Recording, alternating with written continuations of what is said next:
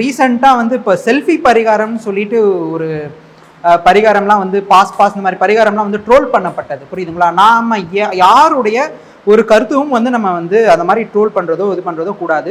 ஒருத்தர் ஒரு விஷயத்த சொல்கிறாங்க அப்படின்னா ஒரு சில லாஜிக்கில் தான் சொல்லியிருப்பாங்க. செல்ஃபி பரிகாரம் ஒர்க் ஆகுதா அப்படின்னா 100% ஒர்க் ஆகுது. அது ஏன் ஒர்க் ஆகுதுன்னு யாரும் சொல்லலை.